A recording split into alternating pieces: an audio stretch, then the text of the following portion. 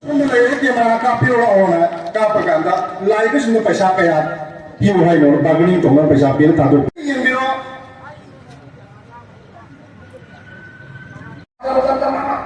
मैं आम ले रही, अब तो बोली, अब तो पोसे में आम था बनी, वो भी पानी आता, थारी को वो भी पानी ला, करवा बोला, वो भी पानी करवा तो हुआ ai koi isama kada adana ai koi state affairs pujare hauji ai koi matam da ni sa thingba matam da phunaraga sainaraga kauthatnaraga ngahakta ni sa thingai ngasi di manipur government na war on drug haidana program pangthokpadagi ngasi di ai koi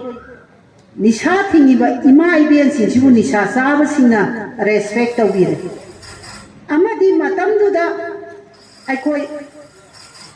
police su dungaire praja su dungaire police su mini praja su mini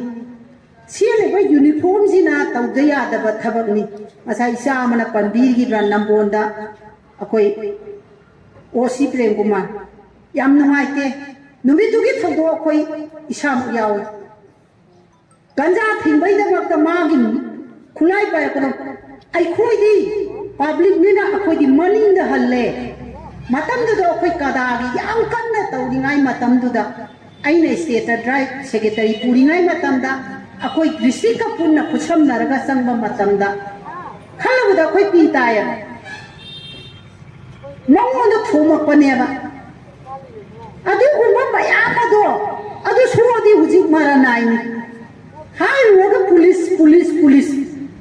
ai koi maira pai bi authority oi amadi authority oi de maira pai bi sina tawgoda ba thabakti laikai amada nisha saba ma leire nisha sari ga mi se masi nifa mi da phuga dore mi da sai go dore yum mai tha ga dore ma gi nupi da to sar tawga dore hai ga matam han ba hakena ra ko matam da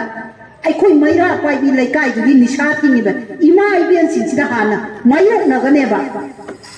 second da kana thina gani authority le ba koi thakta uniform se ta na manipur government na praja bu yinchulu haidana ai koi gi thakta tulo pi da thami ba authority da koi pau pi ra ga authority na madu crime madu mayok na ra matung da authority da ai koi na mu hai ba mioi asi